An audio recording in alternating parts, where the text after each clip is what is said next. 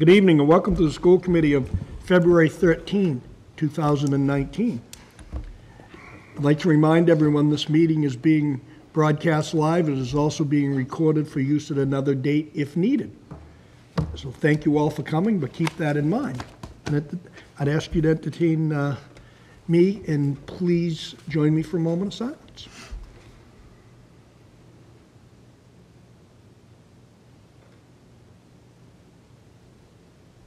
Thank you. Would you also join me in the Pledge of Allegiance to the flag? I pledge allegiance to the flag of the United States of America and to the republic for which it stands, one nation, under God, indivisible, with liberty and justice for all. I'm going to table the minutes of February 6th for the next meeting. I'm going to shut my phone off.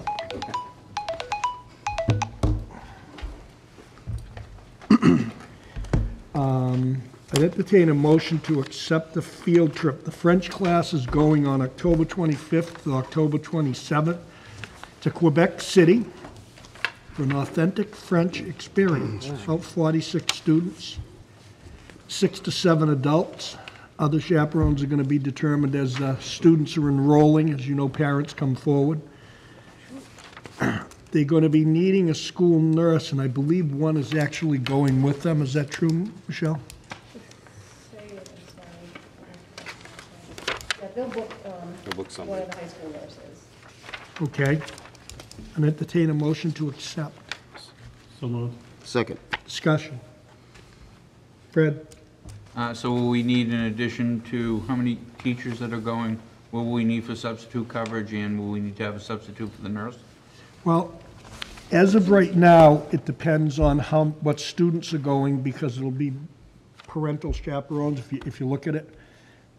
I'm not quite sure how many people are going as We're looking at two teachers, the two French teachers. And hopefully the float nurse will cover. Correct.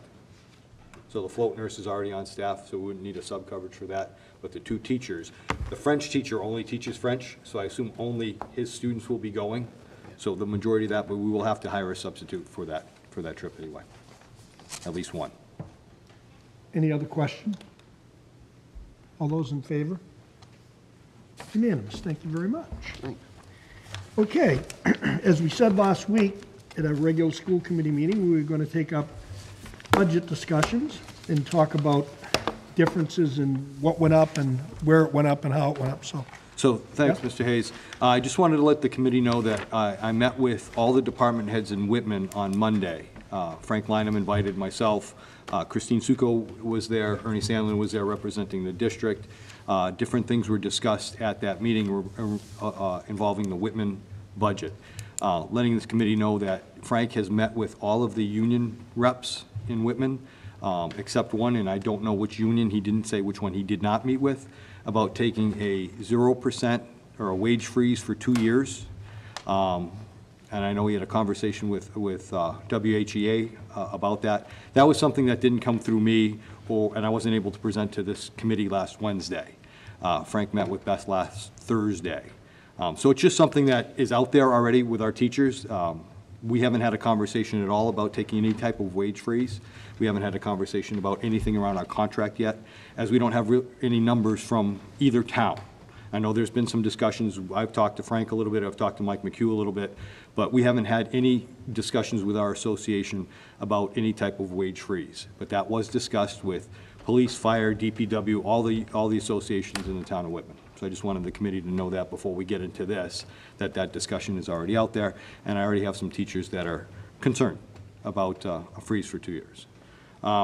As passed out was the request to see a line item by line item adjustment from 18, 19, and 20 you have in front of you.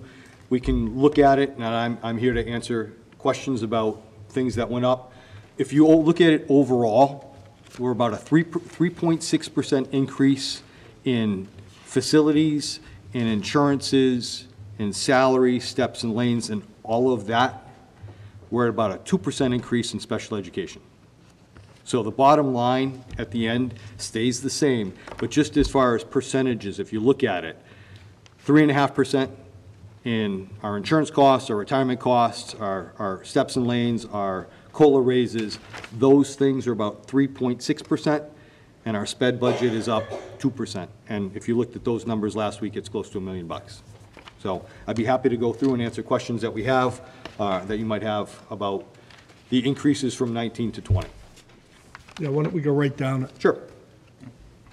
So on your first page, first quarter of the page is Indian Head. Principal supplies, it remains the same. Principal's travel, there is none. Elementary salaries are up 3%. That's, yes? Just curious, because if we go back to our FY19 requested budget, at the very beginning, before we started trimming, we were requesting an Indian Head for teacher salaries, $2,275,884. And if we look at the adjusted figure on this sheet, it's $2,298,846. I'm just wondering, you know, we have, obviously, there's some numbers that have changed, and then once you get to a certain line item, 10,140. Fred, what was your first number? Yeah, what was it for?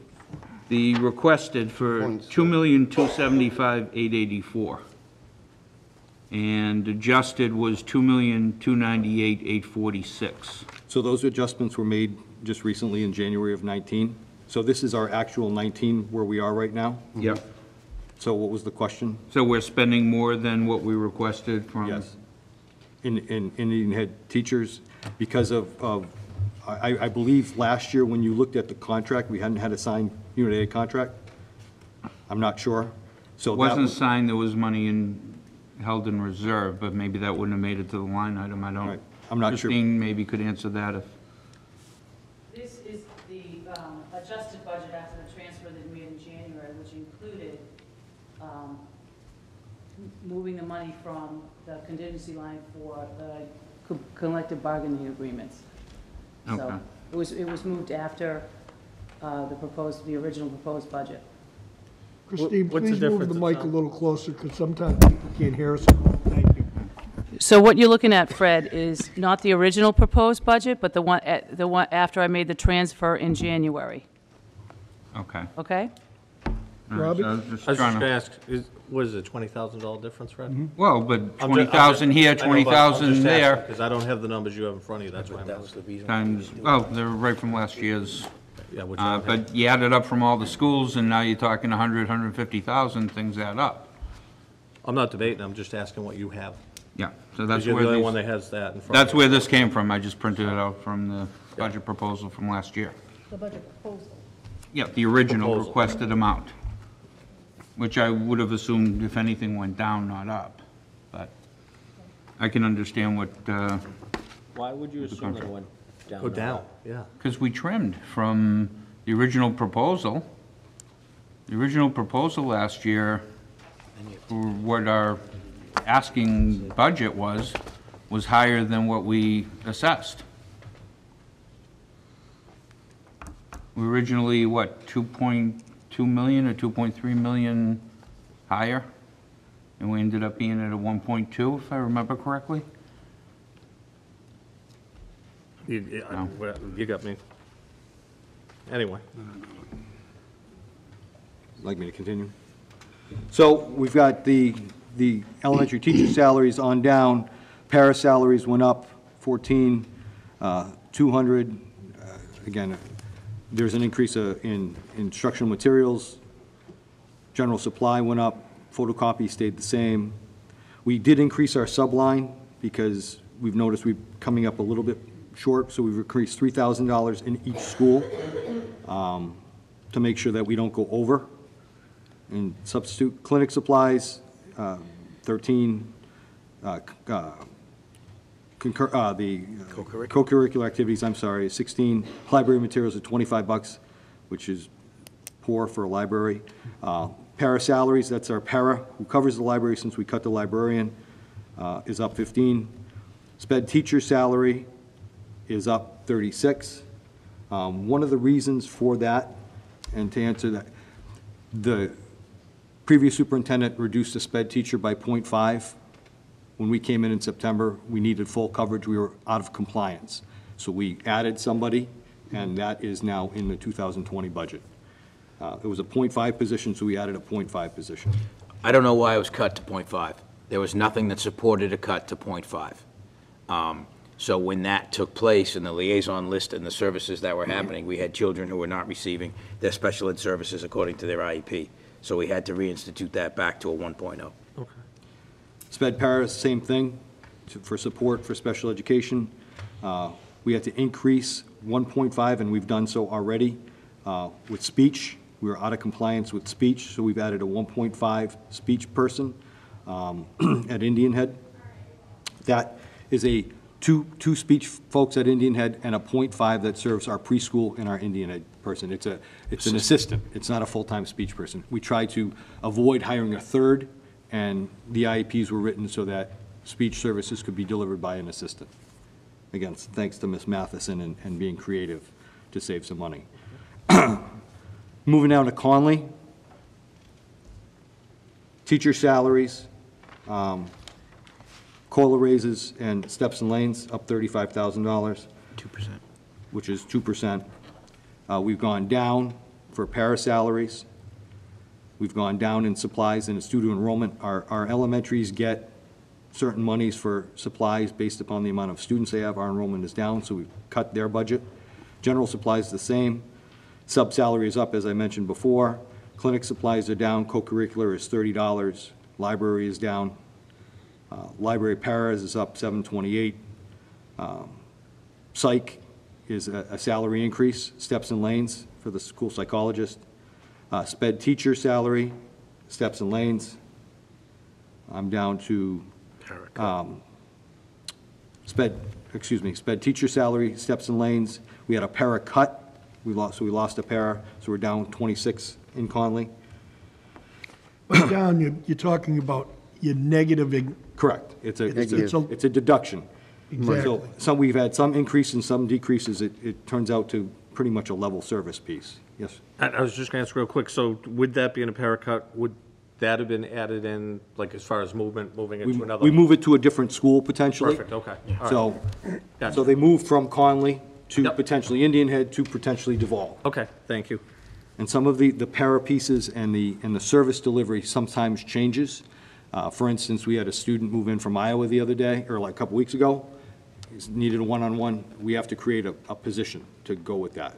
So that's how we move paras around the district. And so you might see somebody change from one school to another.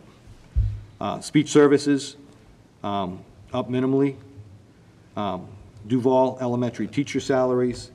This is up 7%. It looks like quite a bit. It's steps and lanes, it's COLA, but it also includes a halftime music teacher that was included in the district budget last year, that he services all three schools. Again, it was a decision made by the previous superintendent, and we had to make sure it fit into our budget this year. He does the instrumental music at the 3 elementaries. We're down to elementary para salaries. Again, we're down there, 12.5. And elementary materials, $750. And the paras, when you say elementary para salary, those are our kindergarten paras, okay? So they're different than special education paras. Subline is $3,000. Clinic supplies are down $48. Co-curricular is $20. Library instruction materials down $95. Para salaries $439. Psych services at Duval are 4,000 steps and lane. Duval sped teacher up 11,000 steps and lanes. Sped para salary is up.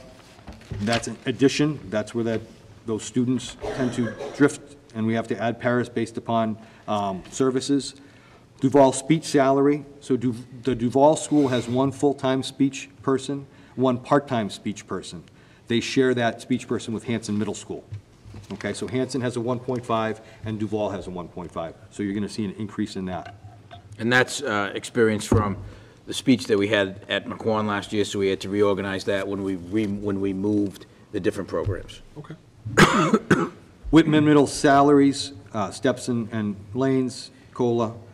Sub salary is $4,000. We increased it because there are more teachers at Whitman Middle School. than there are at the elementary schools. So you'll see that at Hanson Middle and at the high school. Co-curricular is up $105. The guidance salary is down because the guidance counselor ended up being the assistant principal at Indian Head, and we hired somebody cheaper. So it's down. The adjustment counselor salary is tweaked, $1,500, steps and lanes. The library salary, you can explain that one. Well, the library salary was changed due to a grant structure. The grant structure of some of our federal grants, we used to have a person at another elementary school who was, we paid a portion of that salary from there. However, with the restructuring of the federal mandated grant program, we needed to take that salary additionally from a place where a school was receiving that service, and that was Whitman Middle. So there's no change, except you'll see a reduction at one school and the regular piece at the other school, because that other school does not receive Title IIA grant funds. We're at the... Psych salary. Psych salary is up $1,500.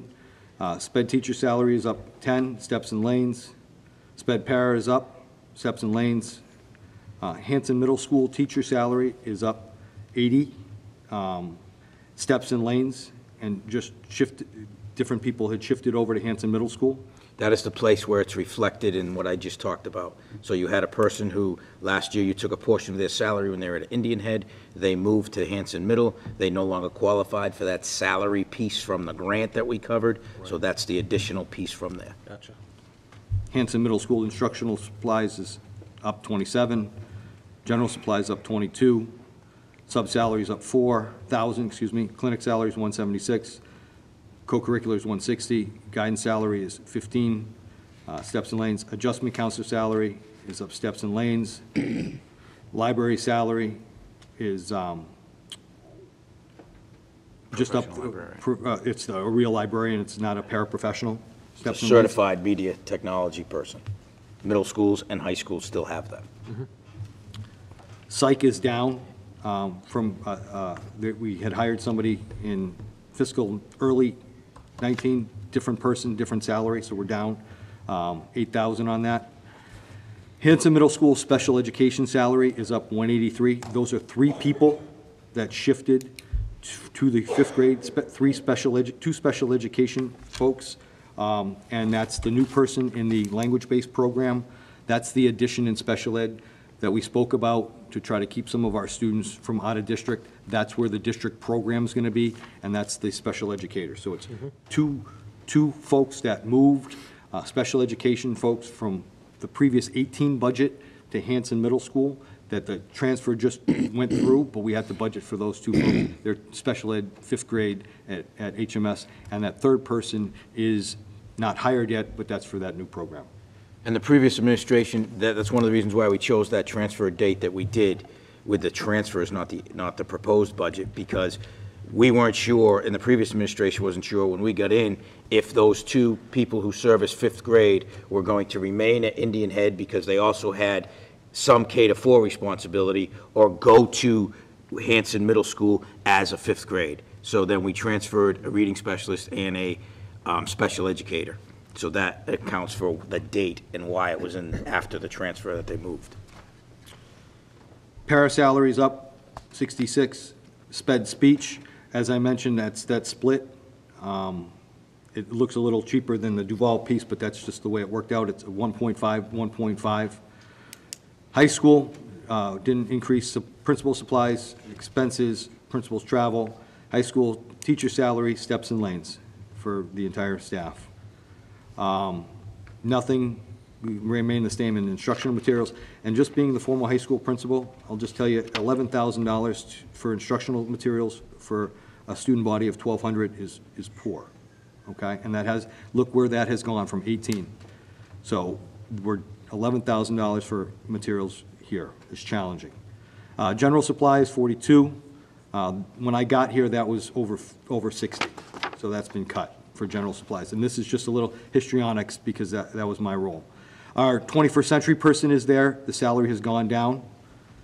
Other expenses, that line item has remained the same. That line item, just the big ticket in that is the community evening school salaries of the directors, and that also includes our online ingenuity, online experience.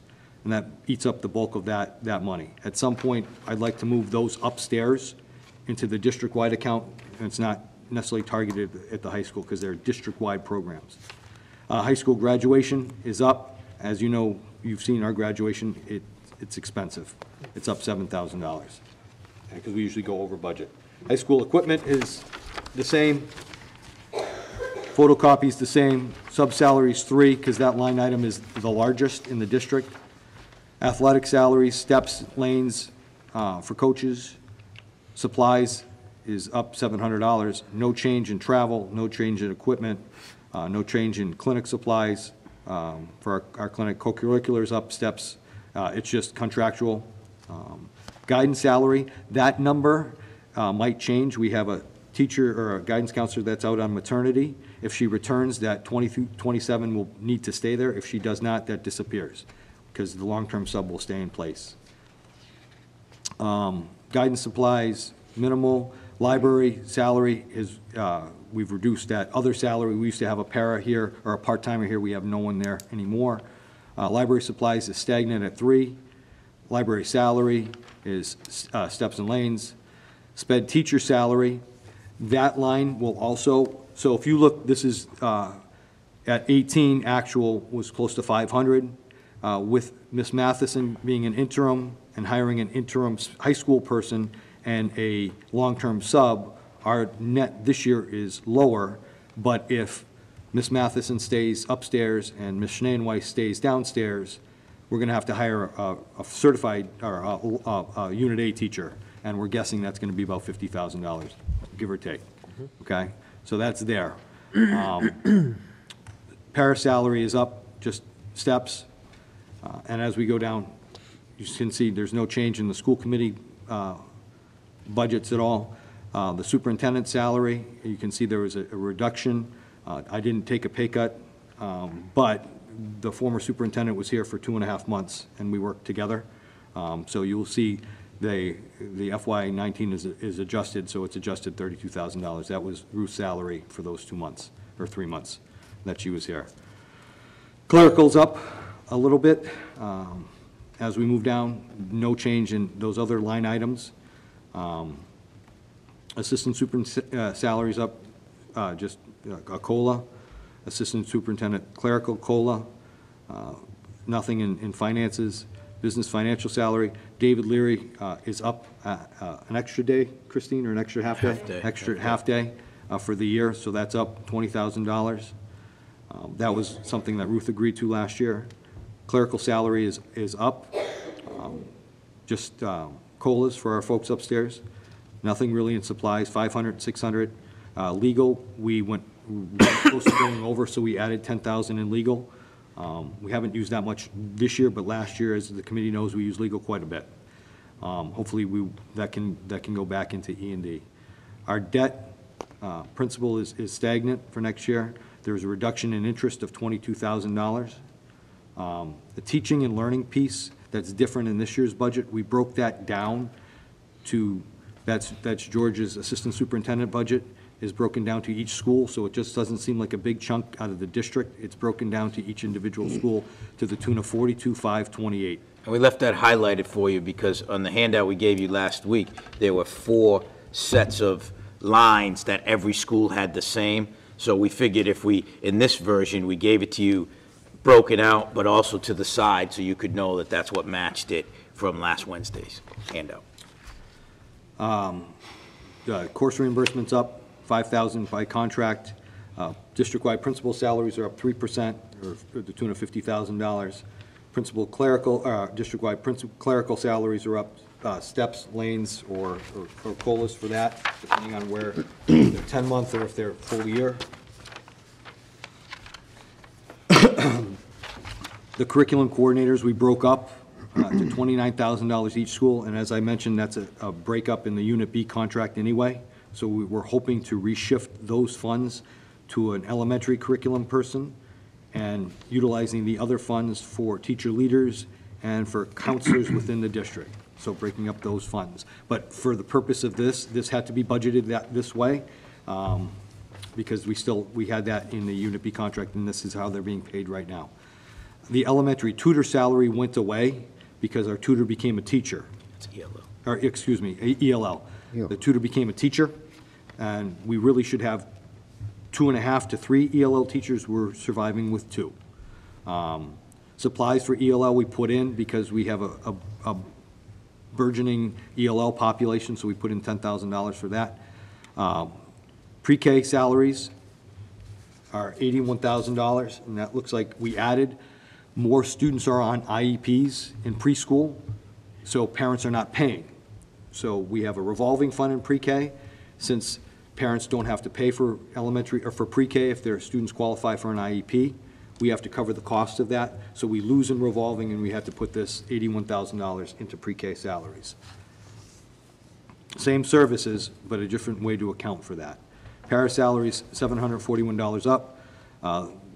Cut $200 in instructional materials and general supplies in pre-K. Everything else is stagnant. $5,000 up in sub-salaries district-wide. General supply is stagnant. As I go through, I'm learning these terms right now, too. Everything else remains the same from last year. Tuition to other schools is up, or excuse me, is stagnant from last year.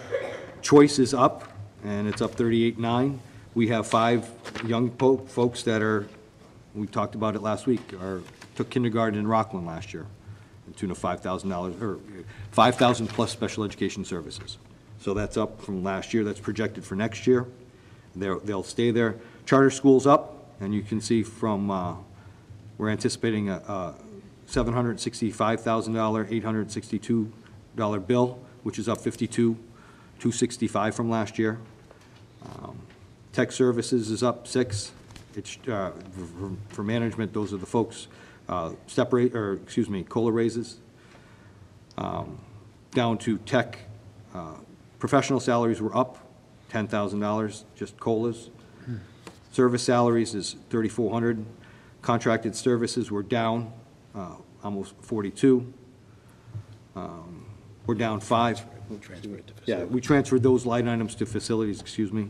Same thing with the $5,000, so they're still in the level. We didn't cut them out, we just moved them to a different account. Ernie took those over.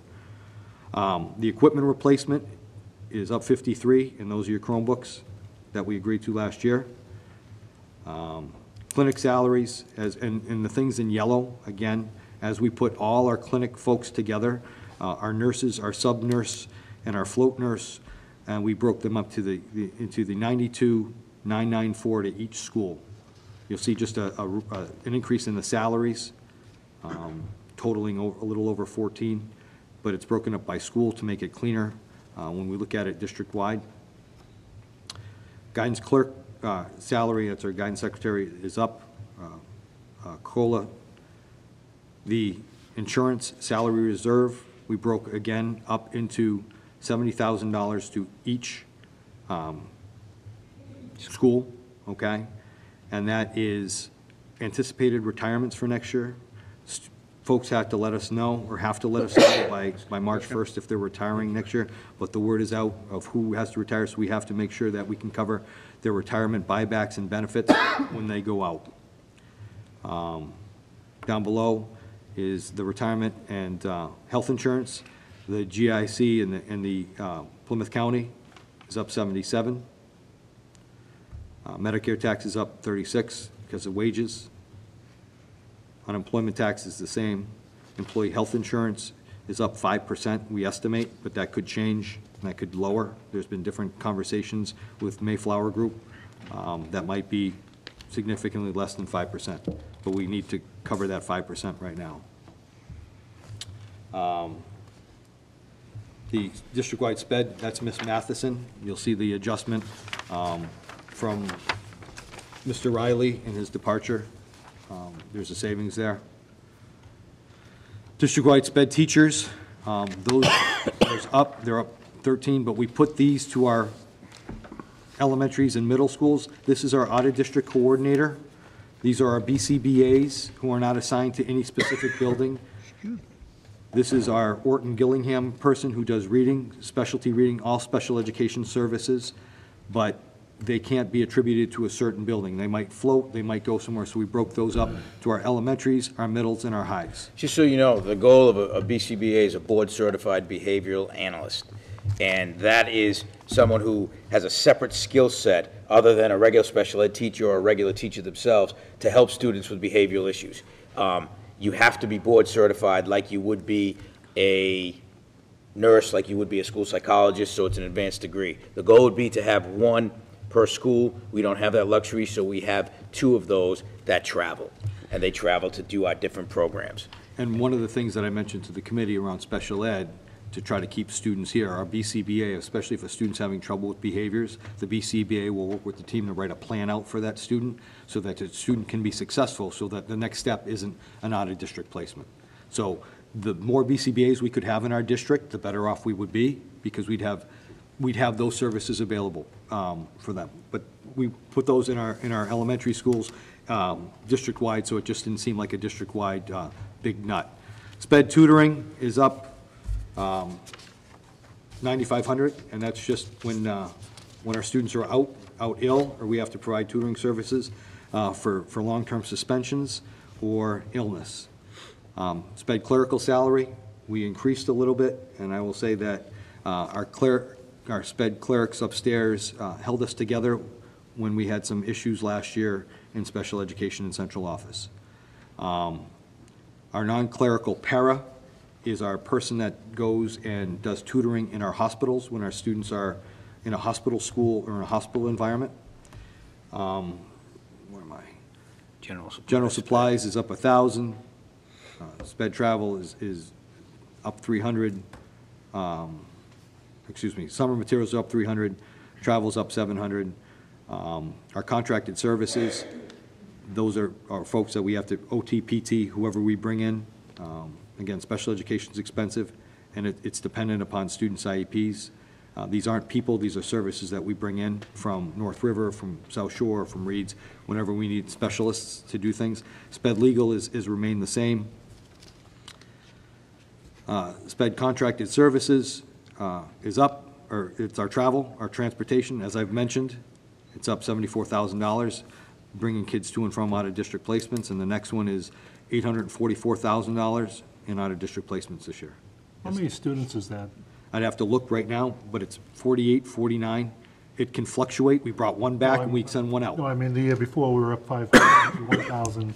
Right.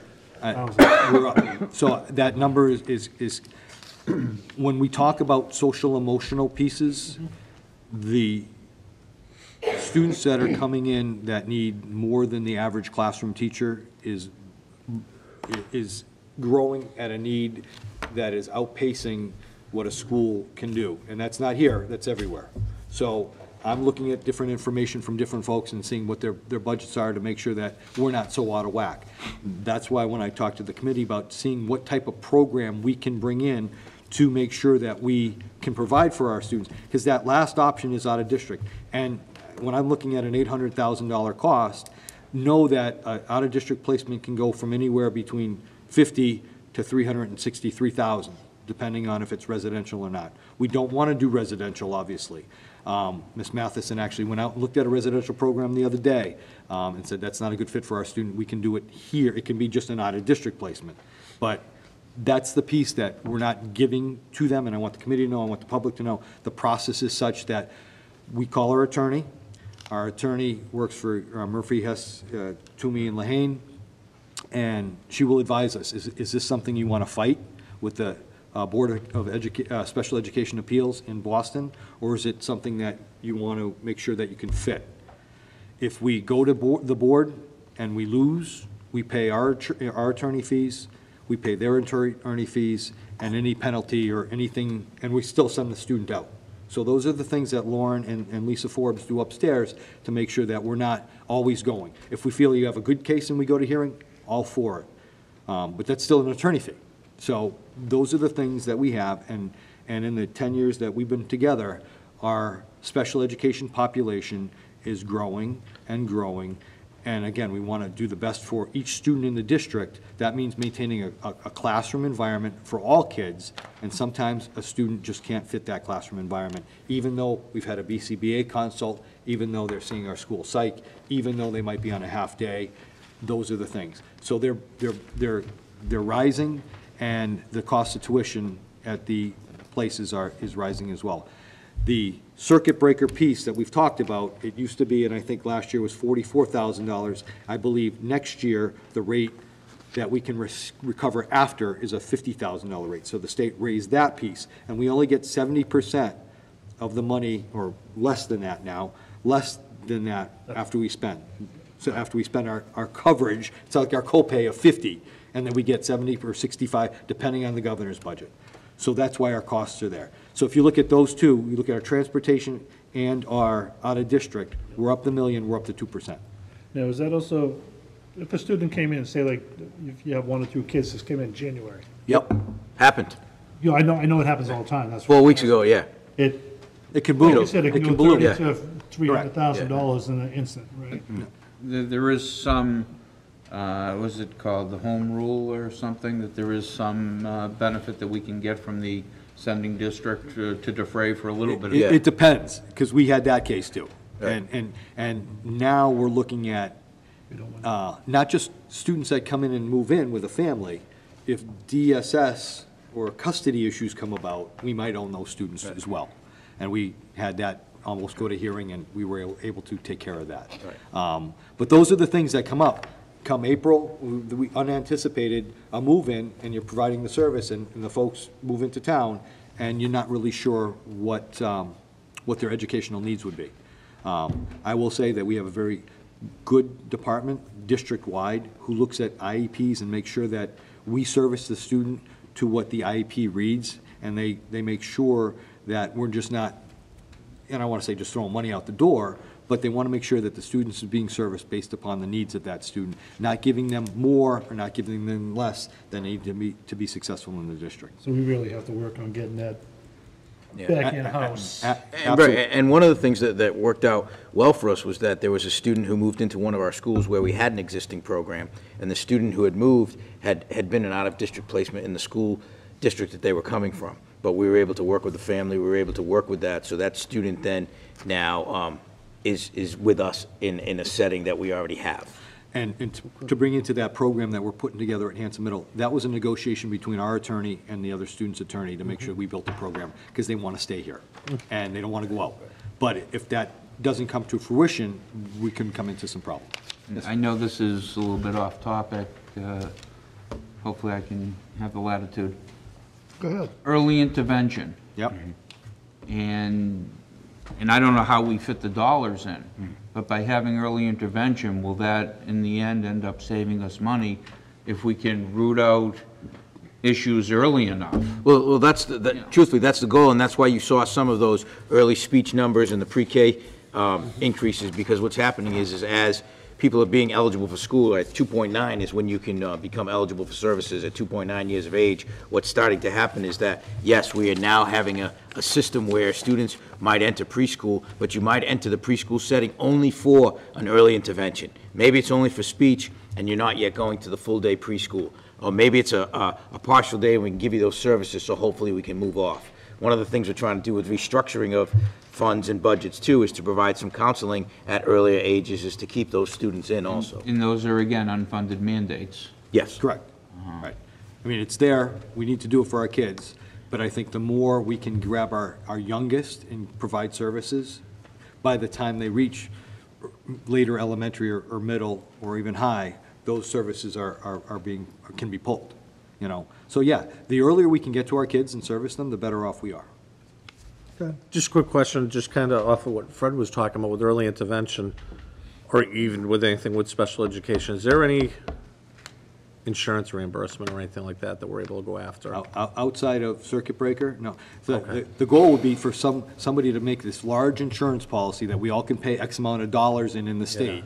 And then sometimes you pay a little more, sometimes you recover a little bit more, but. Because I was just thinking, years ago, speech therapy was something. You do, there is the Medicaid reimbursement that comes. Correct. At times, but that used to be much more significant at the school level. Now it's based on paperwork that the families who need, what do you call it, Medicaid, Yep. if they need it, that's how you get a portion of it back. Okay. It used to be based on the services that the child would be receiving as a portion of it, but that's changed those. Okay, thank you. Bobby, it's almost a one-to-one. It bases itself very similar if they had a policy covering that. It's kind of like unemployment insurance. The employer, your rates, your mods are way down as long as you don't use it. Right. When you use it, Yeah. you're repaying it. It's just, Yeah. it's one-to-one. It's crazy, but it's the way it works.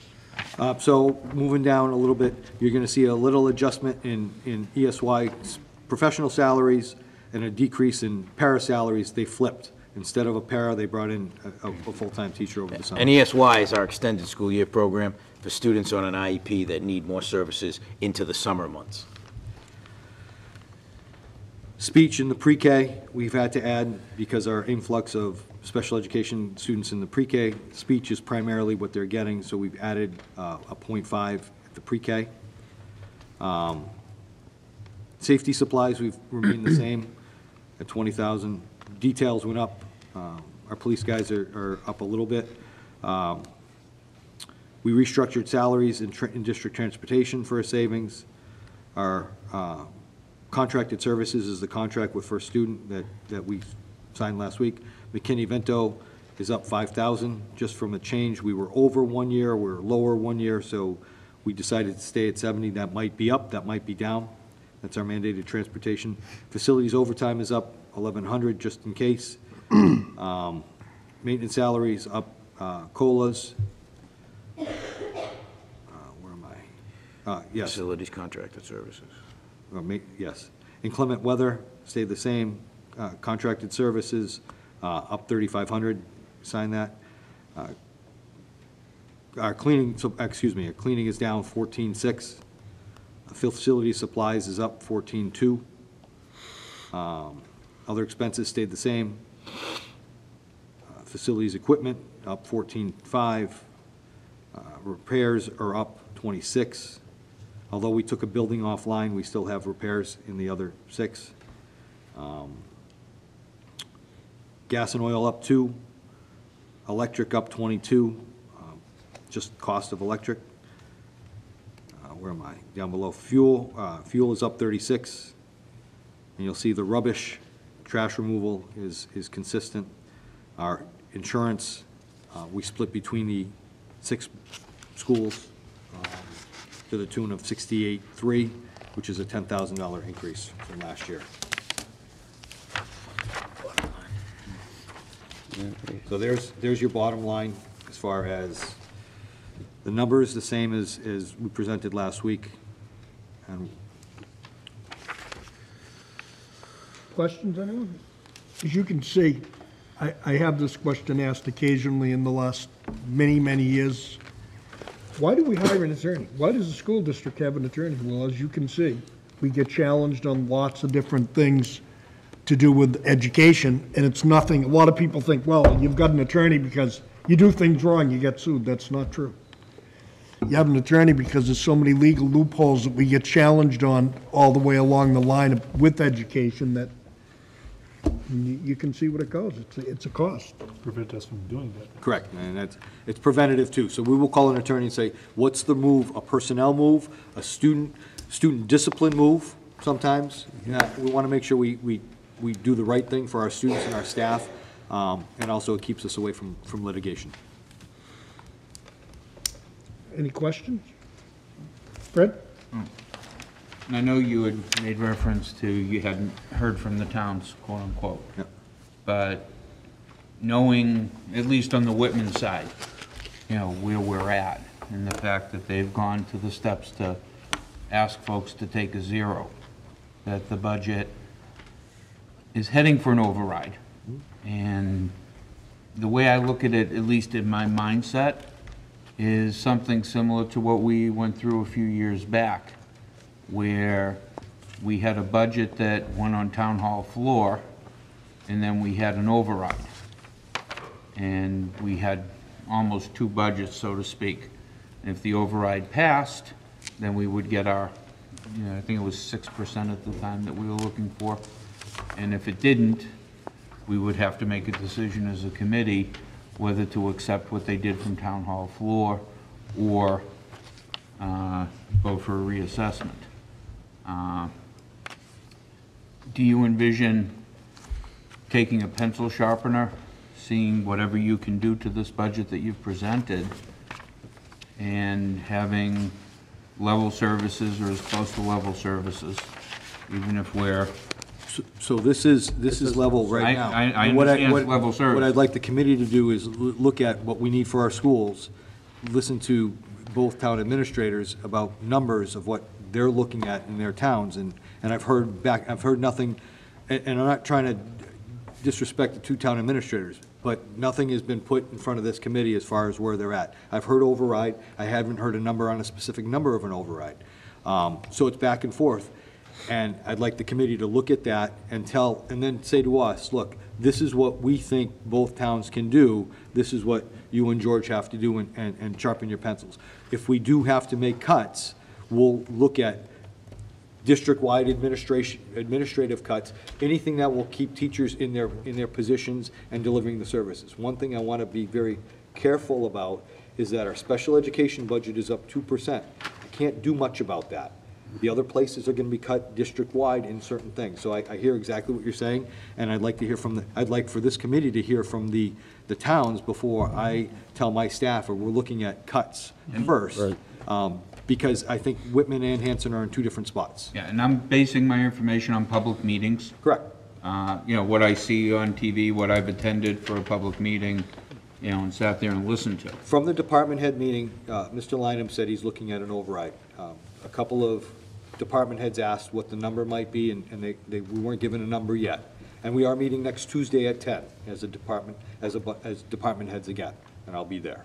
And I'll bring back to the committee on the 27th what I hear from the town of Whitman, and I'm sure Mr. Lynham will be here on the 27th, or Mr. McHugh as well, to say where they're at and what they can help the schools with in their budget. And I understand where Whitman is. We've talked for a couple months already, but now we're hitting to setting an assessment, and my partner here on the right keeps saying, you're the chief child advocate for the district. Yes, you'll have to make cuts if you need to make cuts, but this is a level service budget to provide the services we have in place, and I think we've been very creative in restructuring some of our units to make sure we can provide services to our kids in a different way than we provided last year. That includes math curriculum that we don't have in our district right now. That includes mental health support in our elementaries that we don't have right now, and that Mr. Cullity asked about special education. That's an area of need. I went into a building today and I spoke to a youngster who was crying his eyes out in the assistant principal's office because he was nervous. The school counselor was busy. The assistant principal was, I just happened to walk in. And I will say, we've had the opportunity, and we're different than the previous administration. We're in the buildings a lot. Our teachers are busting their butts with not a lot of supply. We were shocked coming into this office at what little we give our teachers to teach with. Our goal last year when we met with faculties was, especially at the elementary level, was to provide instructional materials for our teachers to teach with. Not the best, not the Cadillac, but we're trying to get them something in their hands. The amount of students that sometimes have to take a walk is much different than any of us were in school, because they have to regroup a little bit. The amount of para support just to make sure that that classroom environment is stable for the other 24 students in the classroom is different from when we had, and we watch it. So I can tell you, when I walk into Indian Head, and the kids get to know who's the guy in the dark coat, they know who I am, which is pretty cool. I'm the driver. He's the driver. I can't explain my job, I drive the car. And I want our teachers work really hard. I know, Fred, you mentioned our police and our fire work really hard. They do. My guys don't run into fire, my people don't run into fires, they don't carry guns, but they go into situations that are very difficult, and managing 24, 25 kids and responding to emails and things, and the directives from DESE are up there. And what we want to do is provide them curriculum. We've talked about what's the basic need for a teacher. How about something to teach with? We don't have that. You know, we're all over the place. We're trying to come up with a 5-year plan, so it's not a shock to the budget in 5 years. We're trying to get cyclical. When I mentioned the instructional supplies at the high school, that's textbooks. That's this. We haven't added textbooks. A set of textbooks at the high school, and we're trying to get away from that, or licenses, is $25,000 for a course. And we provide $14,000 a year, or $7,000. So we are trying to catch up. So to say level services, that's what we're asking for. And if I have to take a pencil and erase, we'll do that. But that's going to be detracting from the services that we're providing now.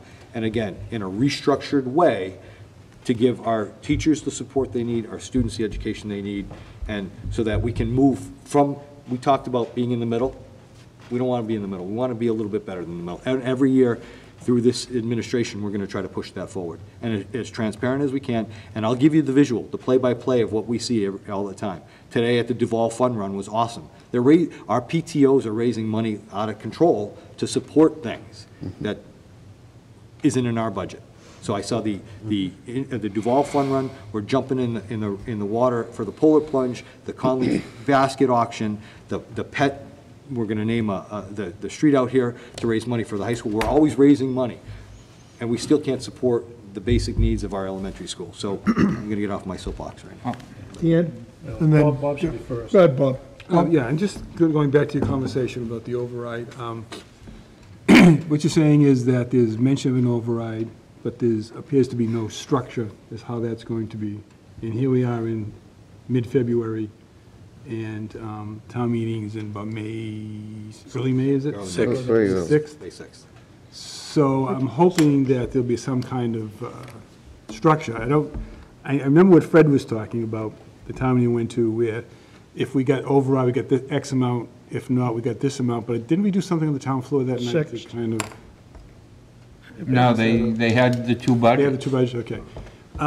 Budget. So I'm a little disappointed that there's no structure, because I think it's important for us, and I agree with you, to hear what the town side, what their structure is going to look like as far as what the breakdown will be money. I mean, I don't want to put something in and get a chance and decide to go lower, and maybe we should have went higher, as far as the assessment goes, but I'm concerned that it doesn't seem to be a plan. Yeah.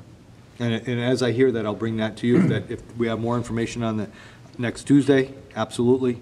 But that's the piece. I'd be very, I don't want to do I don't want to reduce anything before I know what I need to reduce. That's not our job. That's what George said to you guys last week. That's the hard job that you guys have. Right. Yeah, I don't know what the rest, but, you know, I don't think it's level services, it's more like same services. Right. Level services, we're below level, so Right. we should be at a better point for our kids. It's not gonna happen this year. And like with Bob and, you know, Fred, we're in catch-22. We have to decide things for Hanson and Whitman, but they're looking for us to give them numbers until we can get, you know, so you're in a catch-22, and every year it just goes like this, and then finally we, you know, just before the game starts, we come up with everything, and it shouldn't take that long to do something. I do think that in the couple of 17 years I've been here now doing this, there have been different ways in which we have come to this point where where you have to decide what the assessment's going to be. In the last 9 or 10 years, it seems that we always presented something knowing that there'd be cuts, to then go back and cut before we knew what might be the number we might get. Right. So this time, we're trying to be straight with y'all. I mean, I'm trying to be honest with you, so we tried to present something that says, hey, let's come out of the gate and say where we're at. And so I think that's what we've tried to do. Now, I know it's a difficult situation. I know that there's been, you know, freeze talk, and there's been all this other talk, and there's been override talk. So that's where we're at right now, but to go back and cut before we know what is going on in an open meeting with two guys who just gave it to you straight sounds a little weird to me, but that's just me. Fred? Going, and all I have to work with is my previous experience with how we do budgets. And every year, we would get a budget presentation, and every year it would be Nobody can afford that. And every year, we'd cut down to what we needed for absolute, this is the bottom of the barrel, what we need. And we do our best, at least myself on a committee, you know, to back that, to try and see us to take steps forward. Sure. Never mind backwards. Understood. And this is just my thought process and the way my mind works. I know that the town's going for an override, and I know that just knowing the numbers of the town, they can't afford, you know, anything close to where we're at, especially without an override.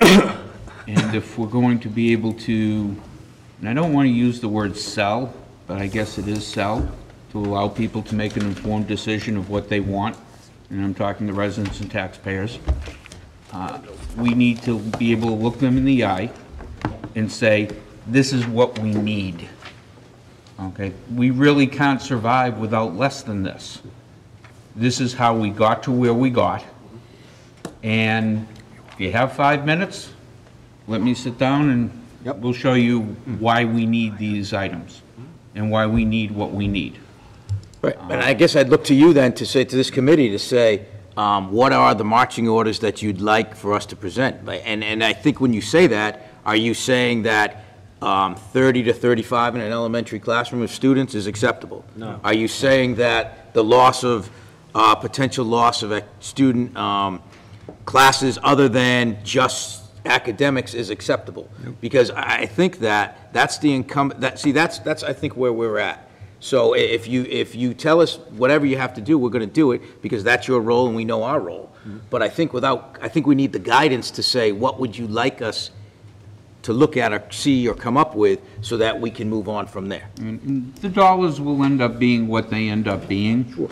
But I want to be able to, in my mind, be able to say, this is what we need, here's the justification. Sure. If it's, and not to paraphrase, if it's a $10 bill, it's a $10 bill. If it's a $100 bill, it's a $100 bill.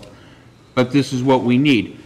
Knowing, you know, being fully aware that the ultimate vote will be from the taxpayers. All we can do is advocate and fight for what we feel is proper, but the ultimate vote will be from the taxpayers. Mr. Chairman? Go ahead, Bob. To piggyback on what George said, I mean, I'm in full agreement that I would not want to have to increase class size. I would not want to have to cut PE, music, art, or any extracurricular activities. I think those are just as essential as the classroom. If you put too many kids in a classroom, then you might as well just chalk it up as somewhat of a wasted year, because that just becomes too difficult to teach it. So I think my priority would be to, like I said, maintain class size, maintain extracurricular. I'm a little disappointed.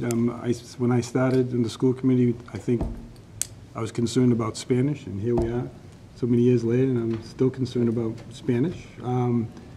So there hasn't really been a big movement in that. Again, I feel frustrated in that we're always talking budgets, and we might have to cut instead of adding programs. It seems very easy to cut programs, very difficult to add programs. And I think every year we come to the budget process, I think that what disturbs me the most is that I don't think we're pushing forward. A full-day kindergarten would have been a plus. Adding as many extracurriculars as we can. Things like that, I think that's what we're supposed to be doing. Right. Instead, it feels like we're trying to hang on the best we can. And I felt that way for a long time now, and it's a little disappointing, but I don't know where we're going to get help as far as money goes. That's a quick question. Go ahead, Dan. Overall, if you had to go the bad route here and you had 35 students in classrooms, does that mean we have to have more paras throughout, just to try to assist somehow? I can't even, I think, you know, we'll have a stampede at that if I said you Yeah. can put 35 kids in a second grade classroom. Yeah. I know you might have people moving out of town or choicing out, okay? All our neighboring towns now are school choice, and they're not just high school. So if a parent hears that my child might be in a class, and I'm in a town that's looking at losing and where I live, 5 elementary teachers, and class sizes might go up, my radar's up. because I have a fifth grader and a third grader. So if parents hear that, and it would be, if you want to have an experience, even 28 or 27, we might squeeze a high school class of 28. Okay, I taught a class of 33. It's doable. It's not awesome. But once you get into that elementary level, once you go over 24, you're really stretching it, especially with the social emotional needs of our students right now. I keep saying that. It's not just a buzzword. The need of our children is outweighing what we can support them with. We don't have many extra after-school activities, or maybe they're too flush in those, and when they come to school, it's harder. But their physical needs are different, and their learning styles are different, so our teachers are differentiating much, much more, and they're doing a nice job. Again, I'll go back to, they don't have a math program, really, and they don't have an English program or a reading program, really. So our elementary teachers are doing this right now. That's a place that I would never want to teach, because that's not my skill set, and I see what they do, and it's very, very difficult. So yeah, if we went up, yeah, those things would be there. I just wanted to throw that out because give people a realization there. Thank you. Mike? Jeff, we voted for you for this position. You work for us. Yes. What you say we need, that's how we vote. Like, Frank Lyman doesn't tell you, us, anything, who and what we do. I just want to be clear on that. Like, I appreciate that. what you say is what we need. I don't know. I'm not an educator. That's not my thing. You say this is how many classrooms, this is how many people we need. That's how we vote. And I feel like we keep sitting back and going, oh, well, how many cutting this and that. That's not. You tell us what we do. I appreciate that. And that's how we'll do it. And one of the things that I said early on is that I'm evaluated by 10 folks who do a formal, and then 4,000 kids and their parents. Well, take what they have, give it to you folks to make the choices. You direct us to where you want to go. Is he meeting with our department heads? Is that true? He met I was in a meeting, but he did meet with our association, without my knowledge. Yeah, that's wrong. So, I'm sorry, but I wanted to be upfront with the committee. No, I appreciate Out of the that. conflict. Mike, the charge of the school committee, the 10 of us, so everybody knows this, is to advocate for children. Right. We have 4,000 of them in this district. I think this committee would be reckless to start thinking about cutting a budget or adding class sizes till we get numbers. Right. In the 16 years I've been here, probably 12 of them, we've been fighting this battle, whether it's Whitman this year, Hanson next year, Whitman this year, Hanson. I'm not blaming either town. But our job here is to advocate for children. Whether it was previous administration, whether it's current administration. When they bring us the numbers, our job is to see how we can make it work. Right. Then, there's one more job, the voter, to tell us when they go to town meeting or the poll, what they want to see, just the same as they tell police, fire, what they want to see, and as a community, what they want to see for a school district.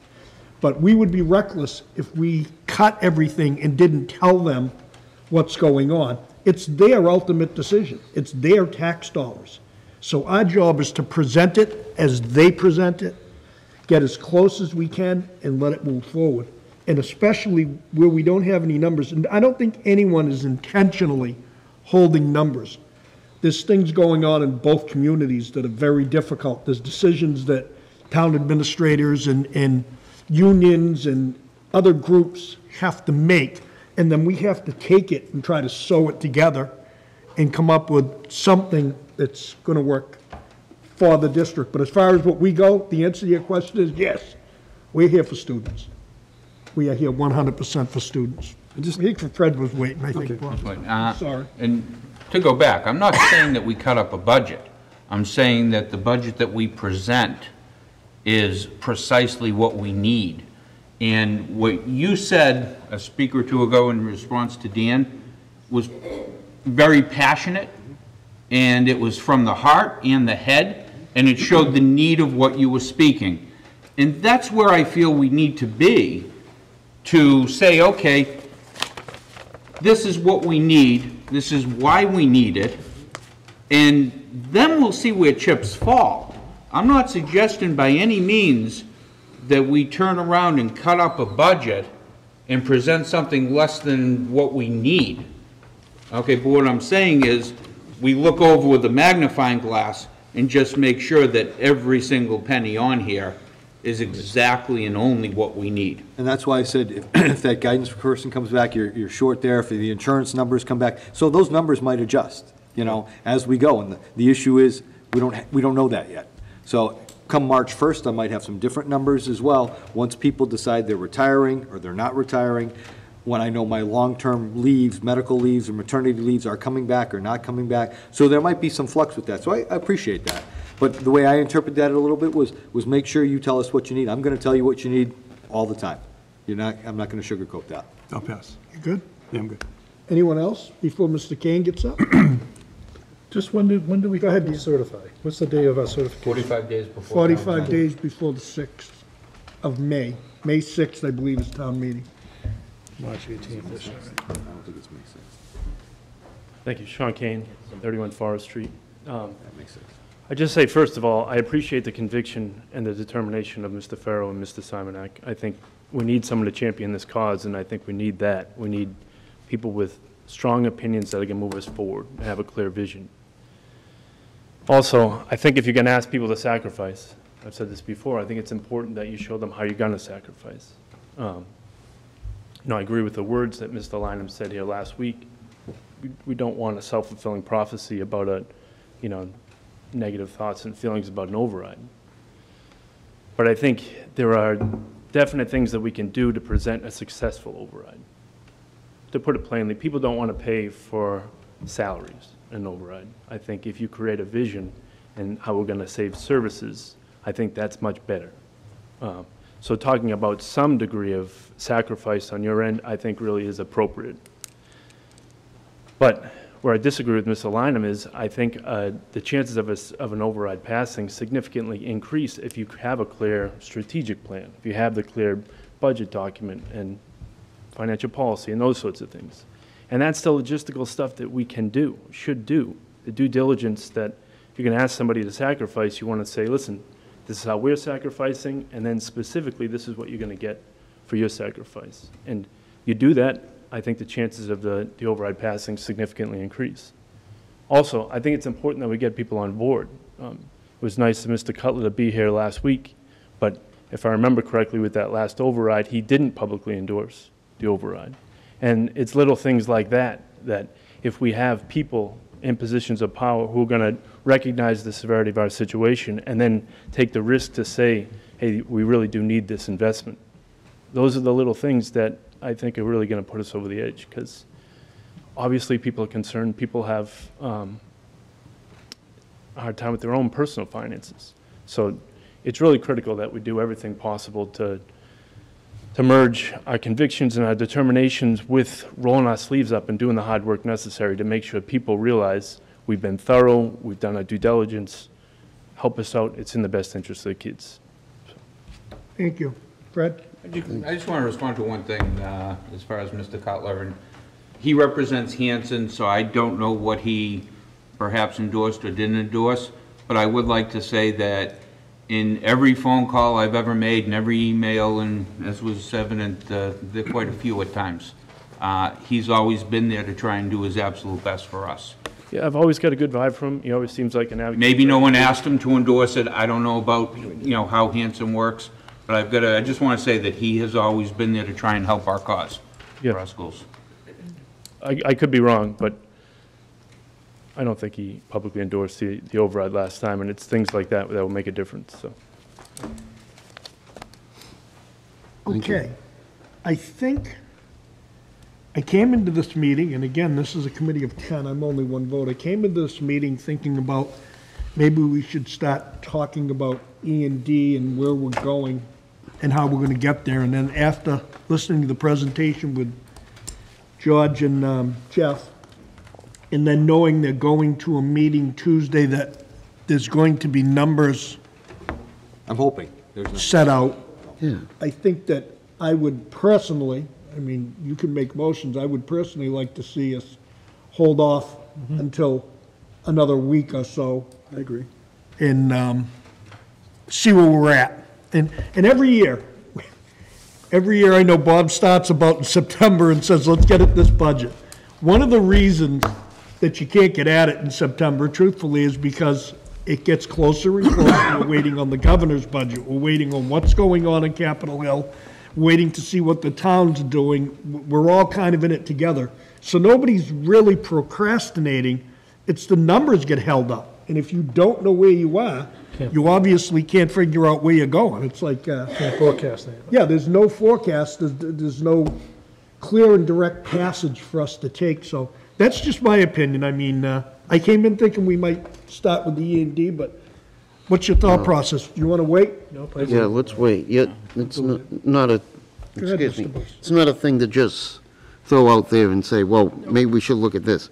Appreciate the assessment schedule, what it reflects, gives you an idea, but you do need to bring all those eggs in the basket. And I said that this, when these two gentlemen came on board in their current capacity, that, you know, this opens a new light. This is a whole new thing. If we don't give them the due diligence, and Mr. Jones said it correctly, of letting them help us to help them lead, we're not doing them any favor, and their frustration could build. So they presented us really well with all these documents, as we've agreed, and not putting down any other administration, very well handed to us and given to us. And this is the truth, and we can work with it. Sean, thank you for mentioning services. That's a huge thing. That's all I've done all my life.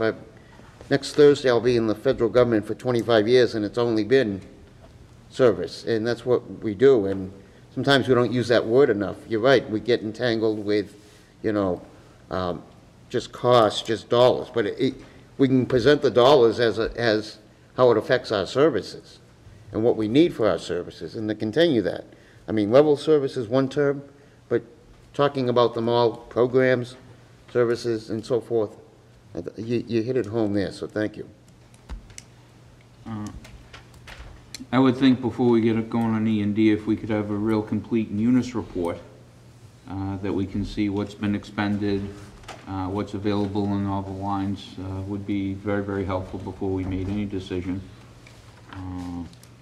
And also, are we at a point where we want to look at this FY19 budget in any sort of a budget freeze? Well, I think to answer, Christine, you want to address it, to answer the Munis This is from- report, I mean, Question? Are we at the point of the FY19 budget that we want to address a budget freeze? I mean, anything more that we could allocate back, coming back from 19, knowing, you know, that it's going to go into E&D for next year would allow us, I don't know how the forecasting I would could say work. no, not at this point. We the numbers that really you- already allocated, This is from The numbers you have in Munis right now are current. yes. Right, no, but I'm just talking, you know, the Munis report that shows you what's expended, what's available, or how much. So you're looking Shot of at, account, you're right. looking at what we're probably gonna end up in E&D at the end of the year. That's what I'm trying to, Yeah. you know, put on the Johnny Carson thinking cap, so to speak, or what was it, Karnak? Karnak. Well, You're dating yourself, Mr. as you know, Fred, as we took on Munis, we said every year Munis was going to squeeze it and Squeeze it, squeeze it and squeeze it and get to the point where E&D was going to get less and less and less and less. And as you can see, look at the figures. We haven't been at $1 million Historically, for a while, so. you know, we're at, I don't know what we're going to do, but I understand that it, with the forecasting of Munis, it has definitely taken out any of the guesswork that we've had to do. So I would like to just motion that we don't set anything tonight, wait until we get figures. I mean, everybody good with that? Joe? Yeah. Yes. Mike? Dan? yeah. Yes, Yes. Yes. absolutely. Okay. Do- Anyone? One more thing, Christine, Ernie and I did meet with somebody that was contracted from Whitman to talk about capital. Consultant from UMass Boston spoke with us the other day to help Whitman look at our capital plan for the next, from the high school, from the district, and from the town of Whitman. So we assisted that piece of it. It was a good meeting with them, so they're trying to put together a capital plan, excuse me. They were impressed with our capital plan. although he did mention that we keep putting things off, keep pushing things off. And I did mention, and I will probably come to you on the 27th with looking at a statement of interest for a new Whitman Middle School down the road. Okay, so I'll put together a little proposal for you for a statement of interest. That doesn't mean we are going to do a statement of interest. It has to move forward. But we are having more and more facility issue at Whitman Middle, and it's something we talked about. So I'm going to leave it to the committee to see where we're at. I thought we couldn't present that till next year because of the clawback. I think we do the statement of interest now, but we wouldn't be doing the feasibility study till next year. Oh, it'll be 2 years. We have to get the statement of interest done. And then But what happens if they tell us that if we get on the list this year? I think, so we'd have to look at town meeting next year, and I'll look at the pieces I of thought you it. had to show them that you had the funds available for But- the feasibility. Correct, so it's a piece of the statement of interest first, and then you have to look at the feasibility study, so that would be voting in FY '20. It's 2 to 3 years off. Yeah, so it's just something we need to talk about, and Ernie will be here as well. But I do have growing concerns about the state of Whitman Middle School. And the town, as a matter of fact, that did come up in the capital advisory or capital facilities and buildings on Monday.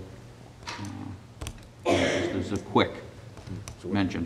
So again, and this is what I'm going to do at the end of the meeting. What are your expectations for us to be prepared for budget for you, to help you answer questions that we can put together? I saw you'd like an up-to-date munis For this year's expenditure budget. for FY19 Okay. to see where we might end up with E&D at the end of this year projected.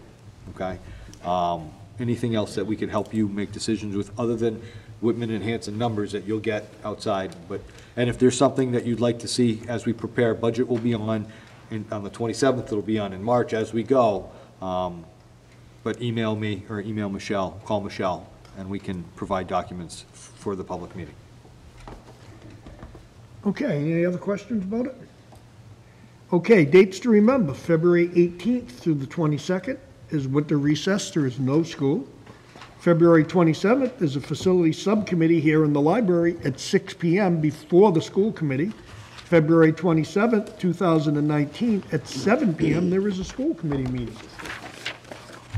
I didn't receive any requests to announce any fundraisers, as Jeff hit on. There were quite a few fundraisers in the last few months. So, Conley's probably looking for baskets, yeah, and Yes. I think you have Taste of Whitman coming up. yeah. We have a Division III MASC coming in March. It's on Chapter 70. Yeah, they're talking about that. Yeah, I don't know so- what date it I is. already signed up, I forgot the date, but just to let everybody know. We'll announce that the 27th. Yeah, because you gotta sign up for that, so. Yeah. There is an MASC meeting to talk about Chapter 70 funding, so anyone on this committee that is interested, contact Boston Michelle, Tavern. because you have to sign up Boston previous to Tavern. going to MASC meetings. When's that meeting? It's in March. Okay, I think it's 7, yeah. And I did sign an endorsement with 200 other superintendents for the governor to look at not Chapter 7, Circuit Breaker. Myself and Lauren Matheson are on a petition to the governor to look at Chapter 70 funding. And actually, sort of honed down with the group that I'm involved with in identifying where we, as Whitman-Hanson, could see the most increased funds. Regional transportation. If there would be something we could get the legislature to do about special ed transportation, I know that there are a couple of legislators that have that on their plate and that are interested in that. Circuit breaker, of course. I think those are the areas that we could look at to actually maybe make some gains. Mr. Chairman? Yes, Bob? Fred, with that meeting that you go to, could you make it a point to fill us in each meeting so we know? Yeah, and a which lot one of it is just in a chat. No, I understand that, Yeah. but I'd like to know what's, what that particular group is striving for us. Yeah, I mean, it's a Facebook group. It supports Mass Regional Schools. A lot of them are out in the western part of the state, so they have sometimes a little bit different of an agenda than we do. There are some brilliant people involved that share incredible information. Data digging. Right, but I think it'd be important for us to know, Yeah. in other words, I spoke to this group and they were thinking this. Yeah, and basically, it's just everyone throwing things back and forth, but yeah. Okay. That's pretty much what I do share. Okay. Yeah, I'd like to have a. I have one more speaker before I entertain a motion to adjourn. Jill? Hi, Jill Kane. I feel like if I leave here without saying something, I'm going to kick myself. The thought, I teach here, the thought of teaching next year with less is like, I don't even, it's so overwhelming, it's upsetting, it's disturbing. I can only speak for myself, but I don't know if it would help to get more teachers here and tell you guys what we do, or, I mean, our days, the things we do, it's like we're the second moms to these children. And the social emotional piece, I teach at the preschool level. I've been there 10 years. I have never seen such, within the past few years, the social emotional needs in preschool. In preschool, we don't have a school counselor in preschool. We don't have, if we really, really need one, we could have access to one from another building. We don't have one designated to us. We have kids, you talk about early intervention, we have kids who come in who are kicked out of other preschools because they can't handle being in the preschool programs. So we test them. And we test, you can test OT, you can test PT, you can test speech. If they don't qualify because they're intelligent kids, because they have those skills, we can't take them because we don't have the means to take them. Yet they can't function in an outside preschool program because they don't have the social emotional capability to do so. So here we are looking at these kids saying, we know you need help, but you're not on an IEP. We're not demanded by the state to pay for your education. Sorry, there's the door. We're sending these kids home. So then what? So then they come back in kindergarten and they've been where? We don't know where they've been. Kicked out of another preschool. We have kids who come from foster home to foster home to foster home. They've had all kinds of trauma, but guess what? They passed the tests. They don't have a social emotional disability. They don't qualify. It's scary, and that's what you're seeing. So this is at 3 and 4, and at 3 and 4, you can control their behaviors to a point. When they're 5, when they're 6, when they're 7, now they're in kindergarten. Then they have to go to first grade and second grade. Those are the kids who end up outplaced. We can't support these kids who don't have support from 3, 4, and 5-year-olds. I sit here and I'm like literally shaking because this is our town and these are our kids and I want nothing more but to save them and help them. And I feel like I test those kids. I see them. I sit there and I think, yeah, you need to be here, but the numbers don't tell us that. And we have to send them home. And I look at their parents and I say, I'm sorry, we can't help you. You go figure it out. So I don't know what we need to do, but we need to do something because there's a lot of kids out there that need us. Chris? I just want to say thank you for that because I love the fact, Jeff, that you call yourself the chief advocate. I like that we're all advocates for the kids in our district. And being a first-year member on the committee, I got to be honest, so a lot of this comes at me and I'm just trying to keep my bearings.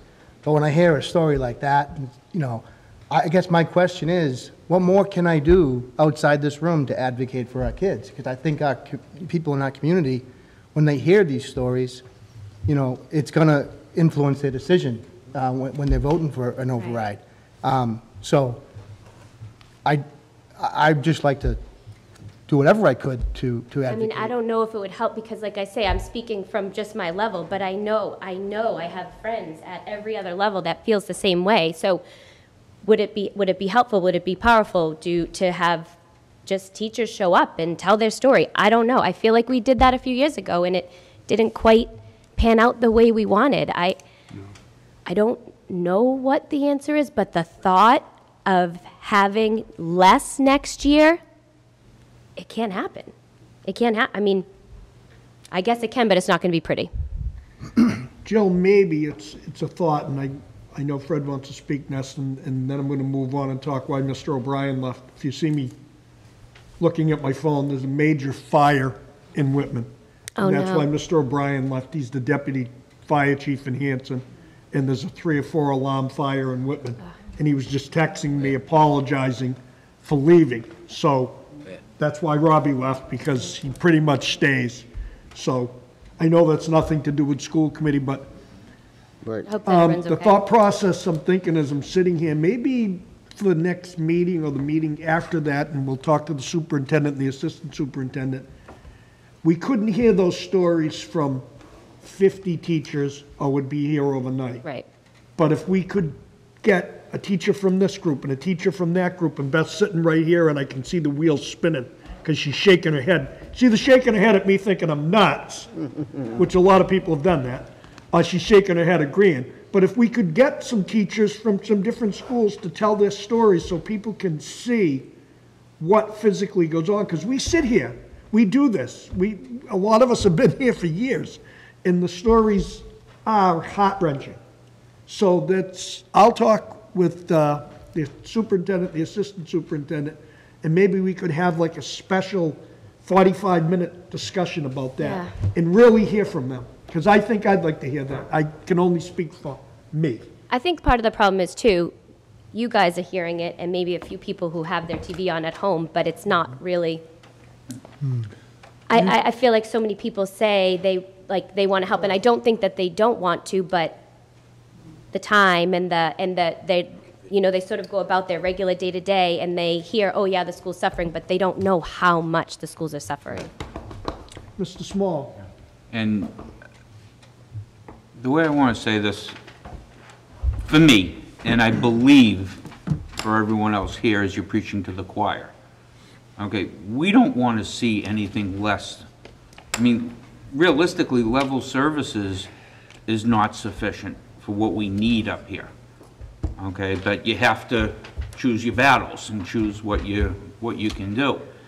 It's going to be up to folks that write the checks. We will advocate as hard as we can. Mobilize, okay? Get together with teachers. Make up some signs. Put letters. Write letters to the Express. Tracy will print them, okay? Get the word out as much as you can to advocate for the cause. I mean, we're going to present a budget, and at least I know in my heart myself, I can't see going backwards for what we're going to present. May not be what we end up with, and I just want to try and, be level-headed, but we're going to advocate and fight as hard as we can for that. At least I will. The additional help or the additional push to get up over the mountain, get as many people as you can. Get every teacher that you can. Get everyone mobilized. Get them out to the polls. Get them out to the vote. That's going to be the ultimate determination. Yep. I don't know. I just felt like I needed to sort of let you guys know what we're dealing with, and the thought of doing it next year with less is tough thought. Thank you. Thank you, Joe. Joe, and even to just before you walk away, the wheels are spinning here. I'm thinking maybe we'll have, depending on how this turns out financially, we could have a night in the Performing Arts Center to hear from parents, students, teachers, and keep that meeting targeted at this one informational night of what physically happens when the lights get clicked on from the morning till they get clicked off at the last bus return. That's a thought. Let me look at that as we move forward and we get the numbers, because I think it's relevant. Mr. Trotter? I think a lot of people really underestimate what classroom teachers do from the time they enter to the time they leave and during the entire week. It's a very important profession.